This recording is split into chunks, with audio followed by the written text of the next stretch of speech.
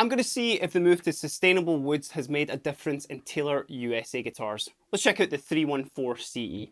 1, 2, 3.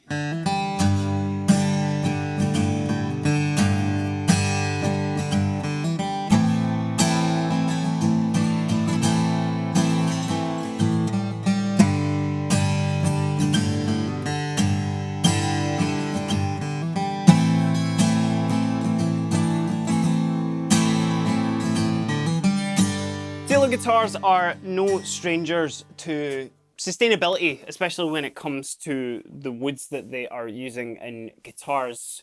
They've been using their own ebony plant for many, many years at this point, and actually they're one of the few, I would say they were probably one of the first few guitar companies that you would see these, what would be known at a time, these kind of inconsistent piece of wood, especially when it comes to ebony, like little bits of streaks in them, maybe not pure one color, but they were using basically everything that they could get their hands on, especially from their own ebony mill and whatnot, just in an effort to be a lot more obviously eco-conscious, a lot more sustainable. And also one of the things that I always really liked about that was the fact that every bit of wood was quite individual. You would see one Taylor, for example, the 314s that I've got today, one would have a big streak down its fingerboard, the other one maybe would have slightly different ones as well. Super, super cool individual pieces that, just really made your guitar yours. But what I'm going to be looking at today is two 314 CEs. Now, these are Taylor USA's, well, the first step into Taylor USA before the American Dream series arrived. This was, in terms of the nomenclature, which is, I think I nailed that word there as well, so that definitely deserves a thumbs up only for that. But the way that they obviously separate all of their series apart, number by numbers, then the American Dream range came in just below the 3 series. What I'm going to be looking at, this is a 50th anniversary 314 CE right here, and this is just your kind of run-of-the-mill standard 314 CE that you can get just off of the shelves and from Taylor and us as well.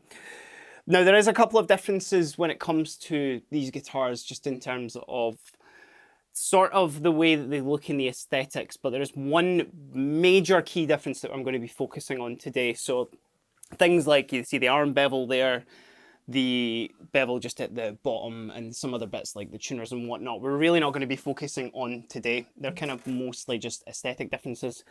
The main thing that we're going to be talking about is the difference in woods, particularly on the back and sides of these guitars. The 50th anniversary 314 CE actually comes with what's known as Urban Ash, which is a new type of wood that Taylor have been using for a few years now at this point, and again, very much staying in line with their sort of sustainability and eco-conscious sort of ethics that they provide with their company. The Urban Ash sort of move that they've done, it's a really, really interesting story. Now, I'm not going to give you the entire sort of story of that, because we actually have done a very, very big, pretty much a mini documentary of a time that we went over to Taylor, and we spoke to the guys who were doing all of this, and we spoke to Bob Taylor and Andy Powers, the guys who are overseeing the entire project as well, and the reasons why they moved to Urban Ash.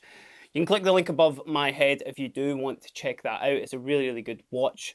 But I'll give you the kind of cliff notes of it just now, just in case you want to stick with this video. So in a very, very quick speed run, what Urban Ash is it's trees that are all harvested from urban areas in Southern California where Taylor guitars are made. Now, this is all undertaken by a company called West Coast Arborists, who are actually, they're not too far away from the Taylor factory as well. So it's all kept within, quite a similar area. And even some of the guys who, work there, new guys that worked at Taylor, and, kind of the other way around as well. Again, check out that mini documentary. It is really, really fascinating for that. But essentially what it is, it's any of the trees that are in the kind of Southern California area that are in these urban areas that do need to be chopped down, whether due to damages, people just needing to move them, they're getting in the way or anything like that. But instead of obviously them just being chucked out or burned or anything like that, they are given, West Coast Arborists are picking out the best bits, given them to Taylor, and they've now constructed this new sort of way of putting it to good use, which is Urban Ash. Now, this is maybe not the best example of it as well, because it does have this quite like, sort of a bit of a black sort of colour to it as well, but you can see a little bit of the woods just under there, just right in the middle. But in terms of sound-wise, that's what we're going to be kind of focusing mostly on today, and in terms of its sound properties, it has actually got a lot in common with some high-quality Honduran mahogany, which is, when you compare that to your standard C14CE, which has got a Sapele back and sides, and they both have got spruce tops on them as well, so they're going to be similar in that case. But when you're comparing it to Sapele, which has also got that slightly darker sort of mahogany sound as well, I think that not only is it a really good move sort of eco-consciously as well, but customers and musicians and whatnot aren't sacrificing on the actual sounds of this, well, knowing that you're doing a little bit of good for the planet as well. So I'm just going to actually focus on the sound examples in this video. I'm going to go back to back with both of these guitars and kind of just focus on what you can hear and the sort of response that you're getting off them, and then you can make up your own mind on which one you prefer at the end of the video.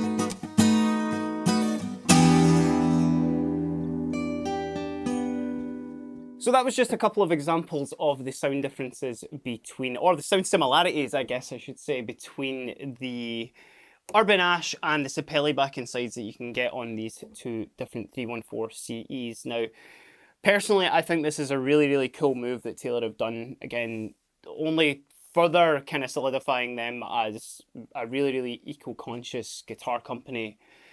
And in terms of sound-wise, I'm really not hearing that much of a difference between them. So you can let me know down in the comments below if you do prefer one to the other, or if you've tried them yourself. But I think in terms of obviously sustainability, eco-consciousness, I think this is a super, super cool move. And it just means that we can still get like, super cool guitars without having to worry about, resources running out at all. And by all means, the 314 CE is not the only Taylor model that actually comes with Urban Ash as well. As I mentioned, the American Dream series, they champion that quite a bit as well. But there are a couple of other models as well, so if this isn't your bag, I'm sure there is one that will suit you. But let me know down below what you think about the sound differences or the sound similarities between the Urban Ash and the Sapele back and sides there as well.